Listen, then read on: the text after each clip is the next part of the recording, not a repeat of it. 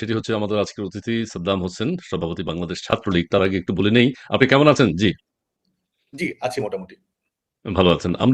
প্রিয় দর্শক, আপনারা সবাই জানেন যে ১৯৪৮ সালের ৪ঠা জানুয়ারি ছাত্রলীগ প্রতিষ্ঠিত হয় এবং তারপর থেকে বাংলাদেশের সকল গণতান্ত্রিক আন্দোলনে এই ছাত্রলীগ ভূমিকা পালন করেছে। ১৯৭১ সালের মুক্তিযুদ্ধ, তার আগে বঙ্গবন্ধুর নেতৃত্বে এই ছাত্রলীগ দেশের নানান কর্মসূচিতে অংশগ্রহণ করেছে এবং তারপরে ৯০ এর গণঅভ্যুত্থান থেকে শুরু করে সকল রাজনৈতিক কর্মকাণ্ডে ঐতিহ্যবাহী ছাত্রলীগের একটা ভূমিকা ছিল। সেই সাথে ২০০৯ থেকে ২০২৪ পর্যন্ত এক ধরনের বিতর্কের মুখে পড়েছে। সবাই বলেছে ছাত্রলীগ নির্যাতন করেছে, অন্যদের উপর টর্চার করেছে, নানাবিধ প্রশ্ন রয়েছে।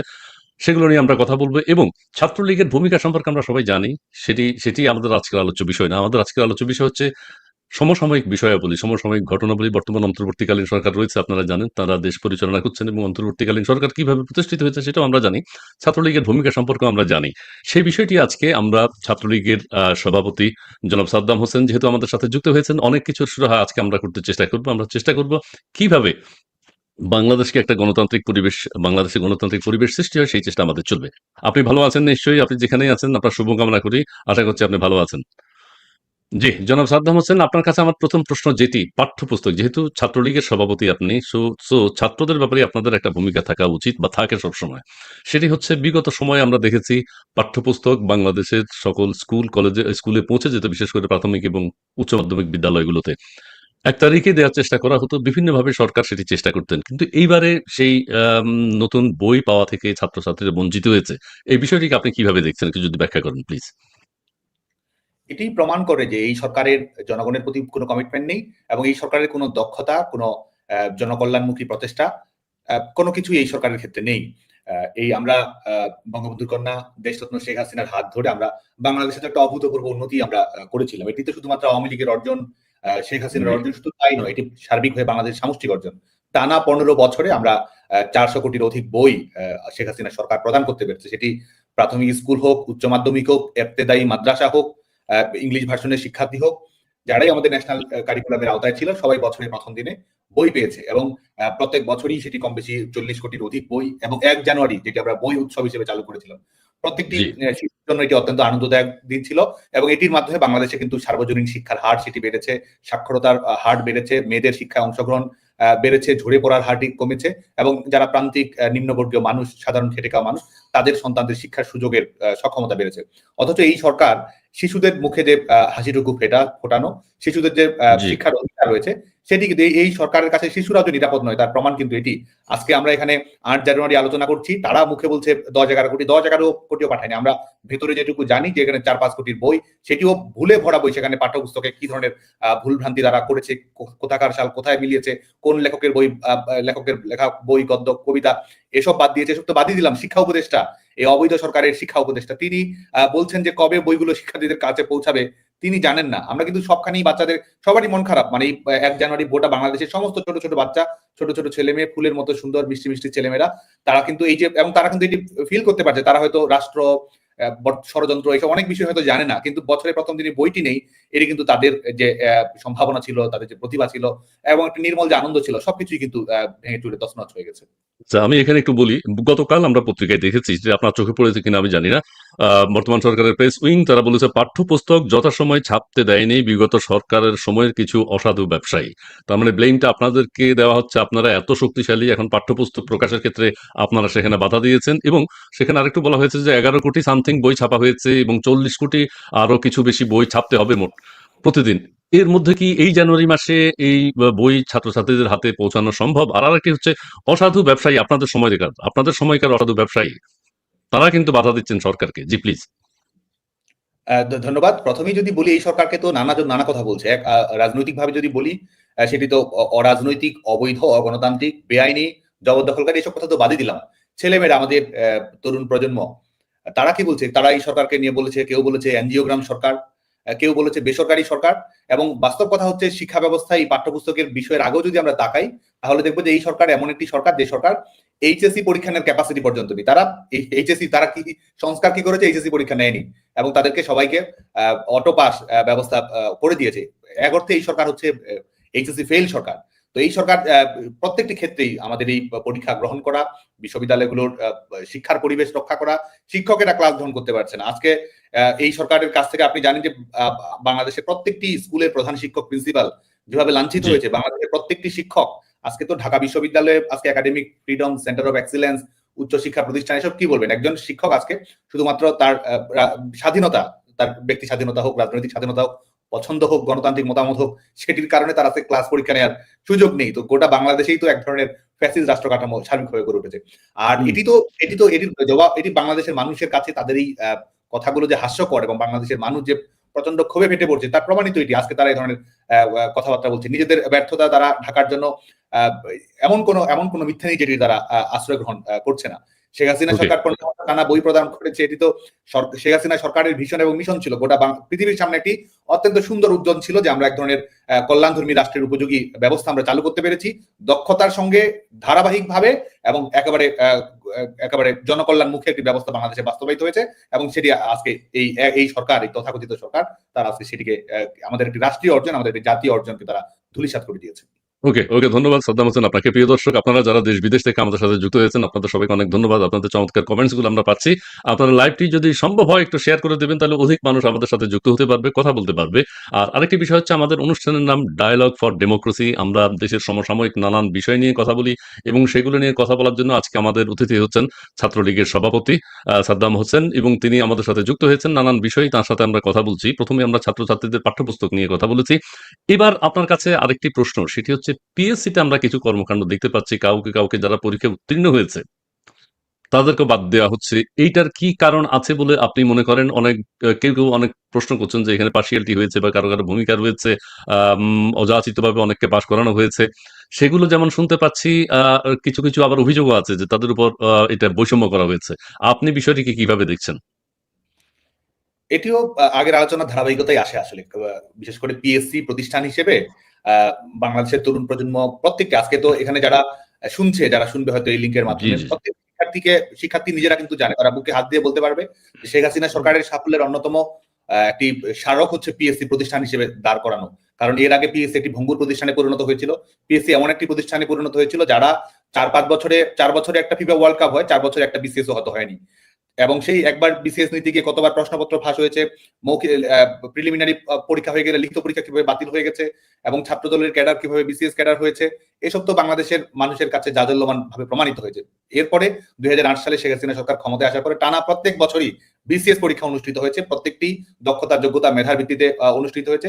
এবং পিএসসি প্রতিষ্ঠান হিসেবে যে স্বকীয়তা, স্বাতন্ত্র্য, সেটি কিন্তু পরিস্ফুটিত হয়েছে। যে কারণে এই যে কোটা সংস্কার আন্দোলনের যে জনপ্রিয়তা, এই জনপ্রিয়তার অন্যতম ভিত্তি কিন্তু ছিল যে সরকারি চাকরির প্রতি ছেলেমেয়েদের আগ্রহ বেড়েছে, কারণ মেধাবী শিক্ষার্থীদের জন্য একটি দুয়ার উন্মোচিত হয়েছিল এবং দক্ষতা, যোগ্যতার ভিত্তিতে সেখানে পরীক্ষায় সুযোগ পাওয়ার বিষয়টি ছিল বলেই কিন্তু সরকারি চাকরির আগ্রহ বাড়ার এটি একমাত্র কারণ নয়, এটি অন্যতম একটি কারণ। অথচ আজকেই পিএসসি কে কোন পর্যায়ে নিয়ে আসা হয়েছে? পিএসসি তে যিনি ব্যর্থতার দায়ে যাকে পদত্যাগ করতে হয়েছে, যাকে প্রশ্নপত্র ফাঁসের দায়ে যিনি অভিযুক্ত ছিলেন, তাকে কিন্তু সরকার নির্বাচন কমিশনের সার্চ কমিটিতে বসিয়েছে, এক ধরনের প্রমোশন তাকে দিয়েছে। আপনাদের সময় তো কিছু আমরা প্রশ্ন শুনেছি যে প্রশ্নপত্র ফাঁস, বিসিএস এর নানান অনিয়মের কথা আমরা শুনেছি, আবেদ আলীর কথা আমরা জানি। সেই বিষয়টি আপনি কিভাবে খণ্ডন করবেন? আবেদ আলীর প্রসঙ্গে যদি আসে, আজকে আমি যার কথা বললাম, পিএসসি যিনি চেয়ারম্যান ছিলেন এবং যার সঙ্গে পিএসসি প্রশ্নপত্র ফাঁস হয়েছে, তার সঙ্গে কিন্তু আবেদ আলীর ঘটনাটি সম্পৃক্ত রয়েছে, যদিও এটি উন্মোচিত হয়েছে পরবর্তীতে। এবং সর্বশেষ বিসিএস এর প্রশ্ন ফাঁসের যে বিষয়টি, সেটি নিয়েও কিন্তু পিএসসি তদন্ত করেছে, এই পিএসসিও তদন্ত করেছে এবং সেখানকার রিপোর্ট কি সেটাও কিন্তু সবার জানা। সার্বিকভাবে কিছু তো অবশ্যই শতভাগ সফল সেটি তো নয়, কিছু ত্রুটি বিচ্যুতি রয়েছে, কিন্তু সার্বিকভাবে যেমন সময়টি অনেক বেশি লাগছিল, 3-4 বছর পরে চূড়ান্তভাবে চাকরিতে যোগদান করতে হচ্ছিল, এই বিষয়গুলো রয়েছে। কিন্তু সার্বিকভাবে বর্তমানে পিএসসির অবস্থা যদি দেখি, আরেকটি বিষয় হচ্ছে যে দেখুন, সেটি হচ্ছে যে আমাদের এই পিএসসিতে সবার চাকরি, বাংলাদেশের নাগরিক হিসেবে সবার চাকরি পাওয়ার অধিকার রয়েছে, সে যদি পরীক্ষায় উত্তীর্ণ হয়, যোগ্যতা এবং দক্ষতার স্বাক্ষর রাখে। আজকে গত 15 বছরে এই ভেরিফিকেশনের কারণে বাতিল হওয়া যতজন না বাতিল হয়েছে, তার চেয়ে এক বিসিএস এ, তারা 43তম বিসিএস এ, আপনি জানেন যে প্রায় 250 জনের মতো শিক্ষার্থী, শুধুমাত্র তার হয়তো রাজনৈতিক পরিচয় রয়েছে, তার হয়তো একটা গণতান্ত্রিক মতামত রয়েছে, কিংবা সে হয়তো বাংলাদেশ ছাত্রলীগের কর্মীও নয়, কিন্তু বাংলাদেশ ছাত্রলীগের কর্মীদের সঙ্গে একটা বন্ধুত্ব রয়েছে, সম্পর্ক রয়েছে, একটা সেলফি রয়েছে, একটা ছবি রয়েছে, চায়ের আড্ডার একটা ছবি রয়েছে তার সহপাঠীদের সঙ্গে, সে কারণে কিন্তু বাতিল করা হয়েছে। আপনি জানেন যে এসআই থেকে 313 জনকে বাতিল করা হয়েছে শুধুমাত্র তার গণতান্ত্রিক মতামত এবং সনাতন ধর্মাবলম্বী হওয়ার কারণে। আচ্ছা, এখানে পিএসসিতে কিছু কিছু বাতিলের আপনার কিছু কিছু পুলিশ প্রশাসন থেকে তাদেরকে বাদ দেওয়া হচ্ছে, তাদের ট্রেনিং হচ্ছিল। সেটি হচ্ছে তারা নাকি কেউ কেউ জোরে কথা বলেছেন, কেউ উচ্চস্বরে কথা বলেছেন, কেউ নাস্তার জন্য একটু শাউট করেছেন, এইসব অভিযোগে নাকি তাদেরকে বাদ দেওয়া হচ্ছে। হ্যাঁ, সেটিই বলছি এবং যে ২৫০ জন বাতিল করা হয়েছে তাদের সবারই তার গণতান্ত্রিক মতামতের কারণে বাতিল করা হয়েছে, রাজনৈতিক বিশ্বাসের কারণে বাতিল করা হয়েছে এবং একটা নির্দিষ্ট ধর্মের পরিচয়ের হওয়ার কারণে তাদেরকে কিন্তু আজকে পিএসসি থেকে নিয়োগ বাতিল করে দেওয়া হচ্ছে এবং নতুন করে এই গত ৫-৬ মাসের মেয়াদি যে ব্যর্থকালীন সরকার, তারা কিন্তু হুম। নতুন কোনো সরকারি চাকরির বিজ্ঞাপনও দিতে পারেনি, নতুন কোনো চাকরির সার্কুলারের মাধ্যমে সেটি প্রক্রিয়া নিশ্চিত করা সেটিও কিন্তু করতে পারেনি। অথচ এই সরকার একটি প্রেক্ষাপটের মাধ্যমে ক্ষমতা দখল করেছে এবং সেখানে কিন্তু চাকরির পরীক্ষায় তারা এইচএসসি পরীক্ষা নিতে পারছে না, তারা চাকরির পরীক্ষা নিতে পারছে না এবং শুধু তাই নয়, এই সরকারকে তো ধ্বংস করছে, এই সরকার বেসরকারি খাতকেও ধ্বংস করছে। আজকে শত শত কলকারখানা বন্ধ হয়ে গেছে, আজকে বাইরে থেকে বিনিয়োগ আসা বন্ধ হয়ে গেছে, কলকারখানার কোনো পরিবেশ নেই, ফরেন ইনভেস্টমেন্ট একেবারেই বন্ধ হয়ে গেছে, ঋণ প্রবৃদ্ধির হারের অবস্থা আপনি নিজেও অবগত আছেন। তো ছেলেমেয়েরা যে শেখ হাসিনা সরকারের সময় যে উদ্যোক্তা হওয়ার একটা সম্ভাবনা, স্টার্ট আপ প্রকল্পগুলোর সঙ্গে সম্পৃক্ত হওয়া, নিজের কাজ নিজে করবে, আজকে কিন্তু সেই সুযোগটিও নেই। সরকারি চাকরিদার সবাই করবে না, অথচ এই সরকারের কিন্তু এমন একটি পরিস্থিতি তৈরি করেছে যে বেশিরভাগ তরুণ কিন্তু আজকে তারা বেকার হতে বাধ্য হবে এই অবস্থার মধ্যে। আচ্ছা, একটু আমি প্রশ্ন করি, এই আন্দোলনটা হয়েছিল মেধা না কোটা, মেধা না কোটা, মেধা মেধা সবাই বলেছে। এখন যারা মেধাবী তারা তো বিসিএস চায় না, আমার মনে হয় পরীক্ষাও দিতে চাচ্ছে না। এখন তো আর এটা নিয়ে কোনো কথা আমরা শুনতে পাচ্ছি না। বিসিএস পরীক্ষা দিতে হবে, বিসিএস পরীক্ষা যদি উঠিয়ে দেওয়া হয় এখন ভালো হয়। শুধু তো তাই নয়, এবং এই যে বিষয়গুলোকে কেন্দ্র করে আন্দোলনে শিক্ষার্থীদের ইনভলভমেন্টও ছিল। একটি ছিল মেধাভিত্তিক নিয়োগ প্রক্রিয়া, আজকে কিন্তু সেখানে মেধাভিত্তিক নিয়োগ প্রক্রিয়া আবার কিন্তু কোটাভিত্তিক নিয়োগ প্রক্রিয়া, সরকারিভাবে বিভিন্ন ধরনের জাস্টিফিকেশন দেওয়ার চেষ্টা করা হচ্ছে, পুলিশে বলে দেওয়া হচ্ছে যে এদেরকে নিয়োগ দেওয়া হবে, অথচ এর আগের কোটাগুলোর বিরোধিতা করা হয়েছে একই যুক্তির খাতিরে, অথচ আচ্ছা, আজকে এখন তারা যেটা বলা হচ্ছে নতুন স্বাধীনতার কথা যেটি বলা হচ্ছে, নতুন স্বাধীনতা আন্দোলনে যারা শহীদ হয়েছেন বা আহত হয়েছেন তাদেরকে আবার কোটার ভিত্তিতে চাকরির সুযোগ দেওয়া হবে, এটা কিন্তু অনেকে মনে করছেন যে এক ধরনের বৈষম্য। আপনারা কি মনে করছেন? এটি তো তামাশা, এটি যে তারা বাংলাদেশের জনগণের সঙ্গে তামাশা করছে এবং তারা যে জবরদখল করে ক্ষমতা দখল করেছে এবং তারা যে সবাই ব্যক্তিগত স্বার্থসিদ্ধি নিয়েই ব্যস্ত রয়েছে। আজকে কেউ কিন্তু চাকরির টেবিলে পরীক্ষা নিয়ে ব্যস্ত নেই। আজকে যারা সরকারি চাকরির দাবিতে আন্দোলন করেছে তারা এখন তাদের রাষ্ট্র ভাবনা প্রকাশ করছে, সংবিধান বদলে দেবে, এটা করবে সেটা করবে, তদবির বাণিজ্য ব্যস্ত রয়েছে, টেন্ডার নিয়ে ব্যস্ত রয়েছে, সচিবালয়ে নিজের রুম দখল করে বসে আছে। সরকারি বিজ্ঞাপন দিয়ে আজকে একটা ছাত্র সংগঠন, তাদেরকে রাষ্ট্রীয় প্রোটোকল দিয়ে বিভিন্ন জায়গায় পাঠানো হচ্ছে। তো এই হচ্ছে বাংলাদেশ। এবং আপনি আজকে তো এটি আমি ওপেন চ্যালেঞ্জ দিয়ে বলছি, আমরাও বাংলাদেশের ছাত্র সংগঠনগুলো দায়িত্বে আছি এখনো, অথচ আজকে এই ৫ আগস্ট পরবর্তী বাস্তবতায় যারা বিশেষ করে বাংলাদেশের সাধারণ শিক্ষার্থীদেরকে আমি এটি চ্যালেঞ্জ করে বলতে চাই যে ৫ আগস্ট পরবর্তী সময়ে যারা এই ক্ষমতার দখলদার ফ্যাসিস্ট বাহিনী লাঠিয়াল বাহিনীতে পরিণত হয়েছে তাদের অর্থনৈতিক অবস্থা কি, তারা কি ধরনের অসৎ উপায় অবলম্বন করেছে, তারা কি ধরনের রাষ্ট্রযন্ত্রকে ব্যবহার করেছে, তারা কি ধরনের তদবির বাণিজ্য, তারা কি ধরনের পদোন্নতি বাণিজ্য এই বিষয়গুলোর সঙ্গে সম্পৃক্ত রয়েছে, বিভিন্ন খানে তারা জবরদখল করে যেভাবে বিভিন্ন ধরনের তদবির সুপারিশ নিয়ে ব্যস্ত রয়েছে, এটি তো আজকে তারা যতই মিডিয়া দখল করে রাখুক, আজ হোক কাল হোক, এই সত্য তরুণদের সামনে উন্মোচিত হবেই। এবং তরুণরা, আমি বলবো না যে আমার কথা বিচার করতে হবে, তরুণরাই বিচার করবে যে কারা নৈতিকতার বলে বলিয়ান ছিল আর কারা প্রতারণা করেছে আর কাদের নৈতিক মানদণ্ডটি আসলে কত আচ্ছা, শক্তিশালী কি। আচ্ছা, ধন্যবাদ আপনাকে। আরেকটি প্রশ্ন করি, যেহেতু এই কোটা আন্দোলনের কথা উঠেছেই, একটা কথা হলো তারা এখন রাষ্ট্র ক্ষমতায় আছে, তাদের প্রাণও থাকবে, তারা রিক্সায় চললে এখন আর মানাবে না, তাদের নিরাপত্তারও ব্যবস্থা করতে হবে।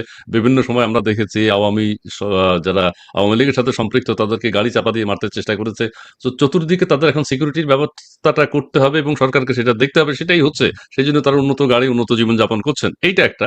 আরেকটা ধারণা জনগণের মধ্যে যেটা আছে, সার্জিস আলম এবং হাসনাত আব্দুল্লাহ, তারা কি ছাত্রলীগের কেউ? এই বিষয়টি আপনি একটু ক্লিয়ার করবেন, আমিও কনফিউজ। কারণ বঙ্গবন্ধুকে নিয়ে সার্জিসকেও কথা বলতে দেখেছি, অনেক জায়গায় বক্তব্য দিয়েছে। আসলে কি সে ছাত্রলীগে, তারা ছাত্রলীগের কেউ ছিল? দেখুন, সাংগঠনিক কাঠামোতে তারা কেউই আমাদের ছিল না, কোনো পদ পদবি তাদের ছিল না। বাস্তবতা হচ্ছে আজকে তারা যে ধরনের কথাবার্তা বলছে এবং এর বিশেষ করে শিক্ষার্থী হত্যার সঙ্গে যারা জড়িত রয়েছে তাদের এক ধরনের তারাই তো আজকে ক্ষমতা দখল করে বসে আছে এবং এদের দ্বিচারিতার বিষয়টি তো আমাদের আলোচনা করে টকশোতে বলার প্রয়োজন নেই। আজকে তাদের আজকে ছাত্রলীগের একটি ফটো ফ্রেমে থাকার জন্য তাদের যে আকুতি ছিল, ছাত্রলীগের সাধারণ কর্মীদের সঙ্গে এক ধরনের সম্পর্ক গড়ে তোলার জন্য তাদের যে আকুতি ছিল, এবং আজকে দেখুন সেখানে তারা কতটা ঘুরে কি ধরনের কথাবার্তা বলছে, কি ধরনের কর্মকাণ্ড পরিচালনা করছে। আজকে আপনি একটি রাজনৈতিক বক্তব্য প্রকাশ করছেন, আপনার বক্তব্য কি ছিল আজকে ৫ আগস্ট পরবর্তী সময় আপনার বক্তব্য আকাশ পাতাল কিভাবে ফারাক হয়ে যাচ্ছে, এই প্রশ্নগুলো কিন্তু সাধারণ শিক্ষার্থীরা সবাই জানে। এক ধরনের ভয়ের রাজত্ব, এক ধরনের ত্রাসের পরিবেশের কারণে শিক্ষার্থীরা হয়তো সব প্রশ্নগুলো সবসময় সামনে নিয়ে আসে না, কিন্তু তারা কিন্তু সচেতন ভাবেই সেটি জানে। আচ্ছা, তার মানে